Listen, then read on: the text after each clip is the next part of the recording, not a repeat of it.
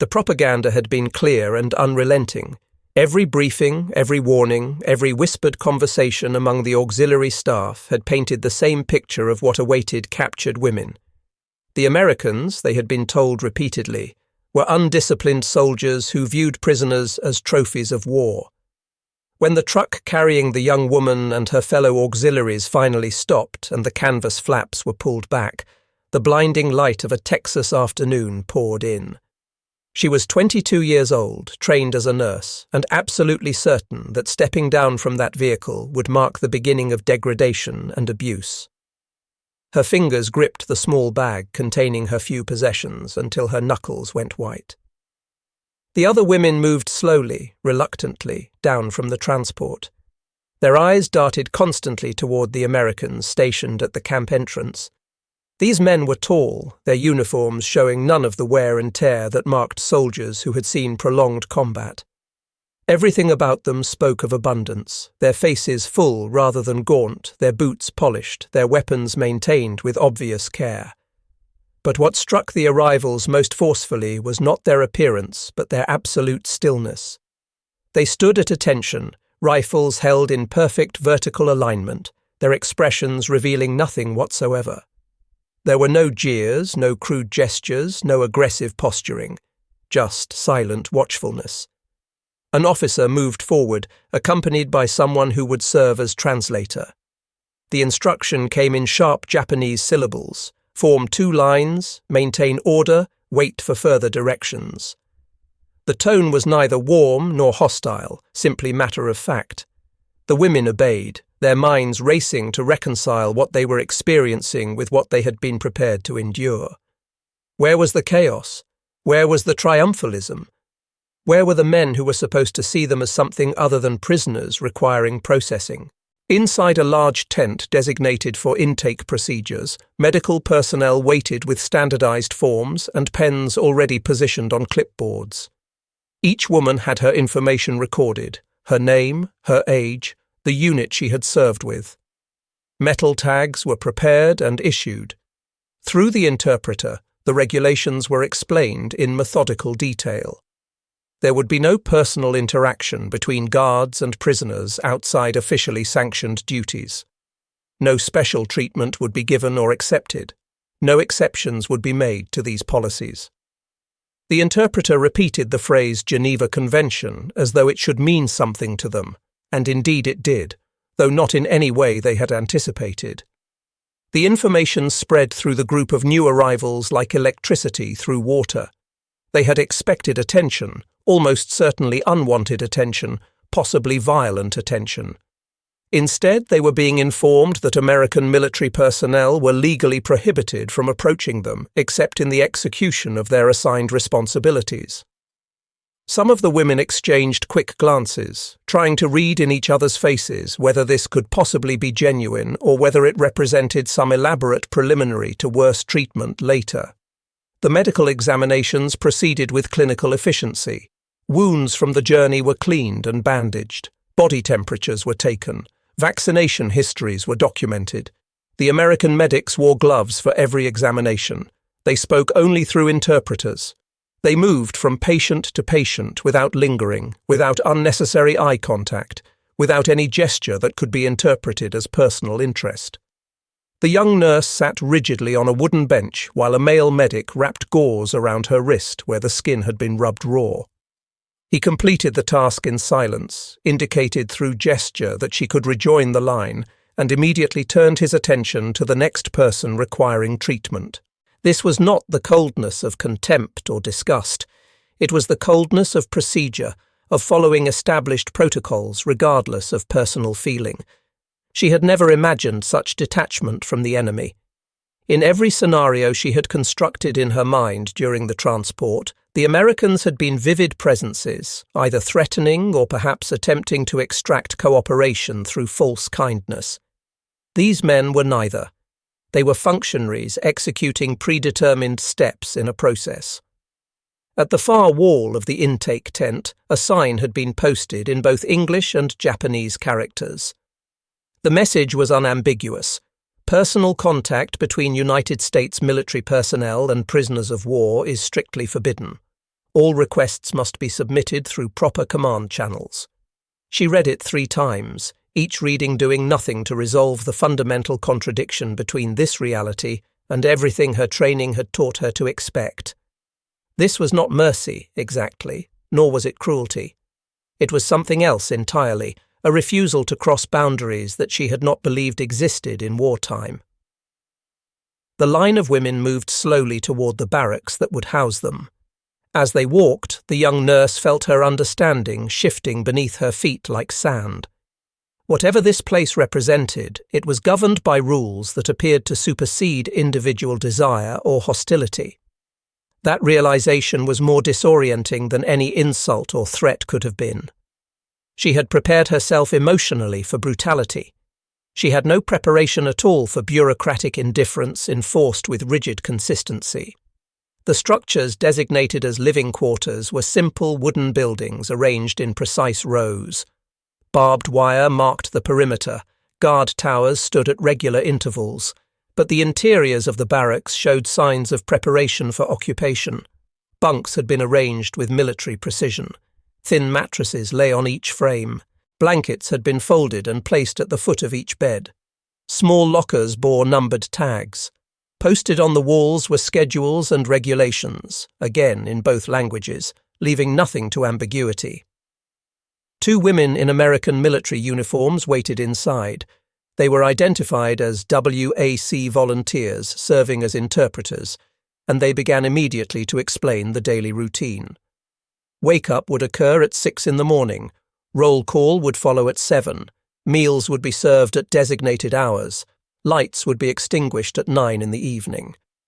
The list of prohibited activities was extensive and included any unauthorized interaction with guards, any attempt to leave designated areas, any failure to appear for scheduled counts.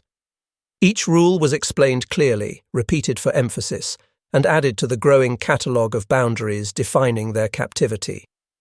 The women spoke among themselves in hushed voices.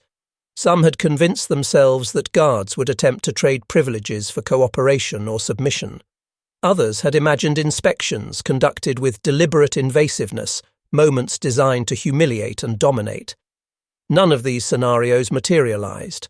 The guards outside maintained their patrol patterns with mechanical regularity. Inside the barracks, no male soldier entered except in the presence of a female interpreter, and then only for specific authorized purposes. Food arrived on wheeled carts, delivered by kitchen staff rather than security personnel. When one of the new arrivals accidentally knocked over her soup in a moment of nervousness, a civilian worker simply handed her a replacement without comment or visible annoyance. The young nurse sat on her assigned bunk, the printed regulations still in her hands. She spoke quietly in Japanese to the woman on the neighbouring bed. "This makes no sense," she said. "They are treating us like patients in a hospital ward." But the anxiety did not vanish immediately. Years of propaganda could not be undone by a single day of unexpected treatment. Some of the women remained convinced that this was performance, that the true nature of their captors would reveal itself once they had been lulled into false security. Days began to establish rhythms.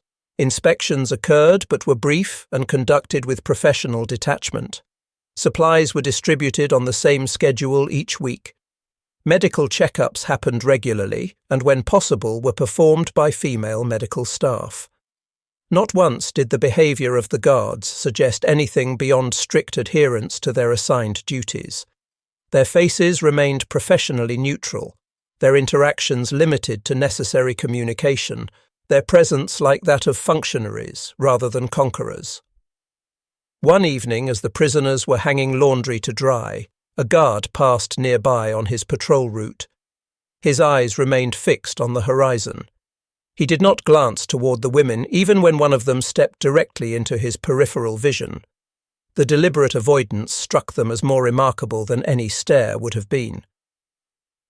The young nurse wrote in the small diary she had begun keeping, "They do not look at us. They do not speak unless regulations require it. It is as though we exist only as entries on their daily reports." She paused, searching for the right phrase. "Except for the paperwork, we might be invisible." This realization penetrated more deeply than cruelty would have. They were captives, certainly, subject to confinement and control, but they were also subjects within a system that refused absolutely to blur the lines of its own structure. For women who had been raised in a culture where power often expressed itself through personal domination, this institutional rejection of intimacy represented its own profound shock. They had armed themselves against violation. They had no defences at all against impersonal correctness. The passage of time began to erode the initial fear through simple repetition. Each morning the routine was identical: roll call, count, dismissal back to barracks. Each meal followed the same pattern. Each night ended at the same hour. The predictability created a strange sense of safety. There were no midnight intrusions, no arbitrary punishments, no violations of the stated rules. Instead, there was order, documentation, and schedules maintained with relentless consistency. A bulletin board appeared near the mess facility. Notices were posted in both languages. Work assignments were listed. Mail schedules were announced. At the bottom, a small notice read, "Questions should be directed to authorized interpreters only." It was near this board that the young nurse witnessed an incident that further confused her understanding. A prisoner who had stumbled was helped to her feet by an American guard who happened to be passing. He did not speak to her. He did not touch her except for the brief moment necessary to provide assistance. He simply ensured she was stable and then continued on his way without acknowledgement or expectation of gratitude. The act was startling precisely because of its mundane quality. There was no smile, no lingering, no attempt to extract any response. It was assistance provided as a matter of protocol, not as personal favour. Some of the prisoners began to articulate among themselves that the Americans were operating within a system where even acts of basic human decency were governed by explicit rules. Help was given because regulations required it, not because individuals chose to be kind.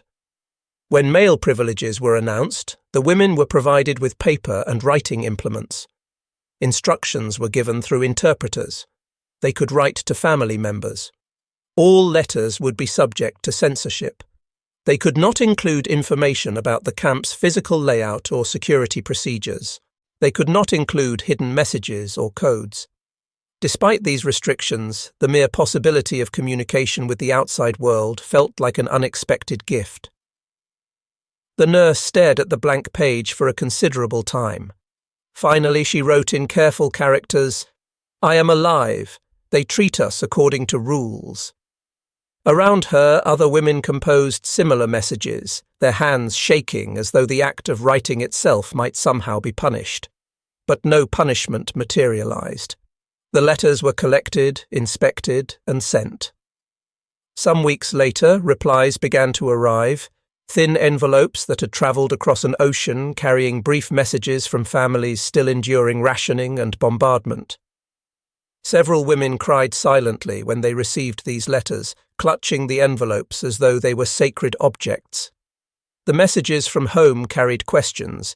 Is it true you are alive? Do they feed you?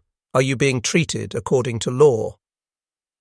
For the first time, the prisoners began to understand that their captivity might be causing their families something other than shame.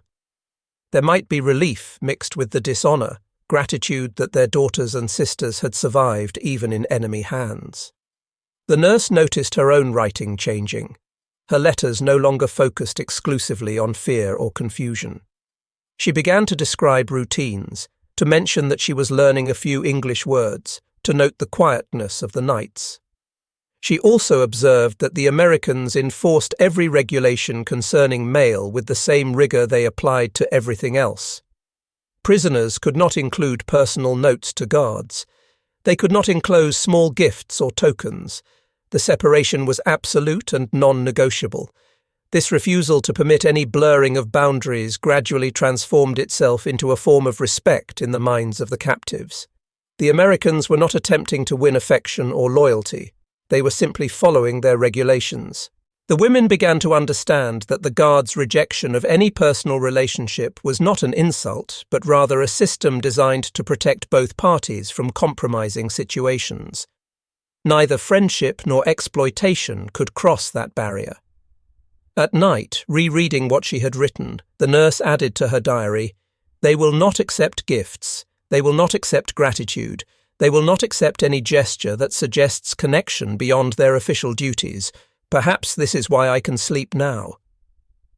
For the first time since her capture, she fell asleep before the lights were extinguished, her breathing steady, no longer tensing in anticipation of violence that never came. By the time midsummer arrived, the camp had developed an almost mechanical quality in its operations. The same wake-up call, the same breakfast routine, the same work assignments, the same meal hour, the same lights out. What had initially felt like captivity was beginning to feel like something else, not freedom certainly, but structure, predictability, an environment where tomorrow would resemble today. The women began to organize themselves within the constraints of their confinement. Some took responsibility for keeping the barracks clean. Others offered to teach basic literacy skills to prisoners who had never learned to read well. Even in this place, small hierarchies emerged based on capability rather than rank. Friendships formed. Mutual support systems developed. They continued to expect that the rules would eventually break down. They anticipated that the professional distance maintained by the guards would at some point collapse into either cruelty or inappropriate familiarity. But it never happened. The American soldiers maintained their separation day after day. They remained polite, they remained firm, they remained absolutely consistent in their refusal to treat the prisoners as anything other than official responsibilities. One morning, the young nurse watched a guard brief a group of newly arrived prisoners. His tone was clipped and professional. He gestured toward the posted regulations. He stepped back the moment his explanation was complete, leaving the interpreter to handle all follow-up questions. She realized with a start that she had not heard a single guard raise his voice in anger since her arrival weeks earlier. Not one instance of physical punishment, not one threat. Everything was conducted through procedure. This consistency gradually wore away her reflexive fear. The guards were not unpredictable. They were like clockwork mechanisms carrying rifles, executing their duties at the same time in the same manner every single day. Some women found the routine oppressive in its monotony. Others, including the nurse, found it oddly comforting. After months of chaos and war, the predictability represented a kind of stability she had not experienced in years. In the evenings, as guards rotated through their patrol assignments, the women would sit in the barracks engaged in quiet activities. Some read books that had been donated to the camp library. Others hummed melodies from home. A few engaged in sewing or other handicrafts. The sound of American voices outside gradually became background noise, no more threatening than the sound of generators or distant traffic. Letters continued to flow in both directions. Some brought hope, news that family members had survived bombing raids or that homes remained standing. Others brought sorrow, reports of deaths or destruction. But each letter served as an anchor, connecting the women to their previous lives, even as their current circumstances reshaped their understanding of the world. With each passing day, the women saw more clearly how firmly the Americans separated professional duty from personal sentiment. There were no favors granted based on individual appeal. There was no special treatment for the sick beyond what medical protocols required. Even acts of basic kindness were delivered through the filter of regulations and official channels. The nurse began to see the guards in a new light. They were not cruel men wielding arbitrary power over helpless captives. They were soldiers obeying a code that left very little room for abuse, but also very little room for human connection. It was a paradox she struggled to reconcile. How could people so meticulous, so bound by rules, also be representatives of a nation that had dropped fire from the sky on cities she had known? She began making small sketches in her notebook. The barracks in neat rows, the guard towers, the barbed wire marking boundaries. She drew the guards as tall silhouettes without faces, like pillars supporting some invisible architecture. As she drew, she began to understand her own transformation. The sketches were no longer expressions of fear. They were diagrams of a system, technical drawings of an institution, rather than portraits of monsters. By the 5th week, something fundamental had shifted inside the barracks. What had begun as disbelief had evolved into reluctant acceptance. What had begun as terror had transformed into a complicated form of respect. The women talked openly now about the guards, not with fear, but with genuine curiosity. Why were they so restrained? What made them act like components of a machine rather than men exercising power? Some compared them to officers they had known in Japan. "Our commanders were visible," one woman observed. "They shouted, they struck, they made their authority physical and immediate. These Americans disappear behind their regulations." The others nodded in the dim light of evening. The nurse had been noticing how even the smallest gestures followed established patterns. Guards stepping back after completing a task, refusing attempts at small talk, declining offers that might constitute gifts. It was not merely the following of rules. It was a culture built entirely on boundaries, a system where soldiers protected prisoners and simultaneously protected themselves from moral compromise. During afternoon work assignments, the women performed cleaning duties in the kitchen area while military police supervised from a careful distance. No harsh language, no physical coercion. When tasks were completed to satisfaction, the prisoners were dismissed back to their quarters with simple nods of acknowledgement. For women who had been raised in a military culture where hierarchy often expressed itself through humiliation, this impersonal consistency felt deeply alien. Yet it also felt safer than any alternative they could imagine. At night, the nurse thought about her family. She thought about Japan. She wondered what her brothers would say if they could somehow observe her current situation. Fed adequately, clothed appropriately, guarded by men who treated her according to written regulations rather than personal whim. She found herself writing very differently in her letters home.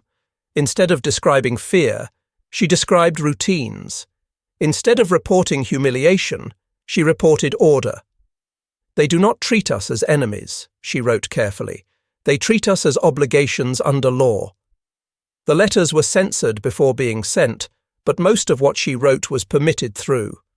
Somewhere across an ocean, families were reading words that directly contradicted everything official propaganda had told them about American treatment of prisoners. Some women whispered among themselves that perhaps this discipline was America's actual strength, not superior weapons or industrial capacity, but the ability to enforce rules and boundaries even over people they had defeated in battle. Others argued it must be strategy, a calculated approach designed to extract intelligence or create propaganda value. But even the most skeptical had to admit they felt less fear now than at any point since their capture. The nurse felt something unexpected stirring inside herself. The American refusal to cross boundaries no longer registered as insult. It felt like proof that she existed as something beyond an object of war, that she retained some form of dignity that these men were required to respect, even if they did not personally care about her welfare. In her diary she wrote, "Their refusal is a strange kind of respect. I do not understand why this feels like a form of freedom." Late summer evenings brought a particular quality of calm to the camp. Outside the wire, insects sang in the darkness. Inside the barracks, women folded their blankets with a precision that unconsciously mirrored the behavior of their guards. Even those who had initially resisted the routines now moved in synchronization with the camp's rhythms. They had expected captivity to strip away dignity. Instead, it was teaching them a different form of discipline, one based not on fear of punishment, but on the predictability of consequences. The nurse sat writing another letter. "We are safe," she wrote. "They do not cross the lines drawn by their regulations. We work, we eat, we continue." For the first time since the surrender that had led to her capture, she began to think about a future that extended beyond the next day or week. Not escape, not dramatic rescue, but simply a future composed of days that followed one another without terror. The guards maintained their distance with unwavering consistency. No gifts accepted. No personal questions asked or answered. No favours granted outside official channels. Some of the younger women had attempted in the early weeks to test these boundaries, offering compliments or small kindnesses. Every time, the response was identical. The guards would step back, redirect the interaction through an interpreter, or if necessary, report the incident to a superior. It was not cruelty. It was simply refusal without ambiguity or room for negotiation. The women gradually understood that this too was policy, institutional rather than personal. The Americans would not risk their code of conduct for sentiment or convenience. And strangely, this absolute refusal began to feel like its own form of protection. They no longer feared being singled out for exploitation or special attention. In rejecting all closeness, the guards had made every woman equally invisible in personal terms, and therefore equally protected under the rules. At night, the nurse remembered officers she had served under before her capture. She remembered casual violence, insults delivered without thought, exhausting marches conducted while sick, and the constant sense of being utterly expendable. The contrast with her current situation was dizzying. She began to understand that what she had once interpreted as strength, the visible exercise of arbitrary power, was actually a form of weakness. The American restraint, as frustrating as it sometimes felt, demanded more genuine discipline than violence ever required. Some women began to whisper that perhaps this explained why America was prevailing in the war. Not because of material superiority alone, but because of systems and self-control, the ability to organize resources and personnel according to rational principles rather than momentary impulse. The idea felt dangerous to articulate openly, almost like betrayal, yet it spread quietly through conversations conducted in lowered voices. The nurse closed her diary. Outside, the shadows of guards passed along the perimeter of the barracks like hands moving on a clock face. She no longer trembled at the sight. She still could not know how long this captivity would continue or what awaited her beyond the wire. But she knew with certainty that she would survive the experience with her sense of self intact, perhaps even strengthened. Autumn brought wind that rattled the barbed wire and scattered dry leaves across the open areas of the camp. The harsh sunlight of summer had mellowed into something gentler. Days grew shorter. For the women in the barracks, time itself seemed to acquire a different quality. Not imprisonment exactly, but rather a season to be endured, a phase that would eventually pass. The nurse watched guards conducting morning roll call. Their uniforms remained crisp. Their expressions remained neutral. But she understood now what she was seeing. The meticulous checking of names against lists. The precise spacing maintained between individuals. The careful way orders were delivered through interpreters. All of it was part of a structure designed to prevent chaos and arbitrary treatment. She no longer mistook it for coldness or contempt. She recognized it as the same discipline that prevented them from exploiting the vulnerability of their prisoners. In her diary she recorded, "At first their distance frightened me. Now I understand it as a wall built to keep both sides safe from temptation and abuse. It is the strangest form of kindness I have ever encountered."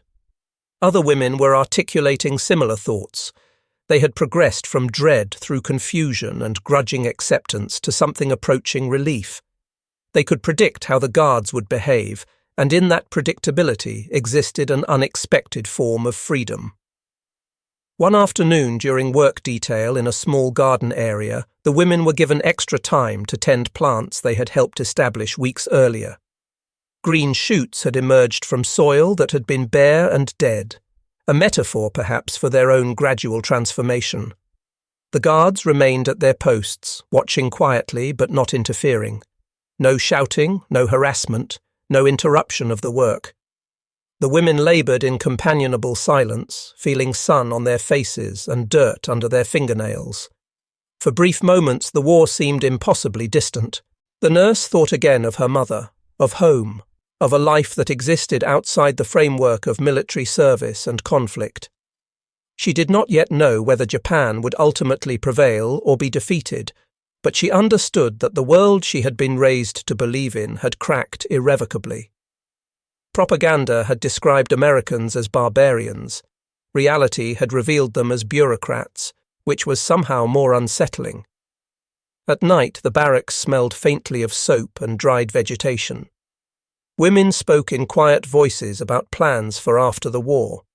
Return to nursing, open small businesses, disappear into family life. They no longer spoke about dying with honor or choosing death over capture. The American rejection of personal connection had accomplished something her own military culture never could. It had forced her to see herself as an individual with inherent worth, not merely as a function within a war machine. She realized that her identity no longer depended on how men in authority perceived her or how officers evaluated her performance.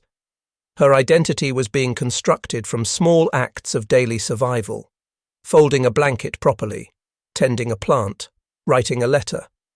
These mundane activities were rebuilding her sense of self, independent of external validation or coercion.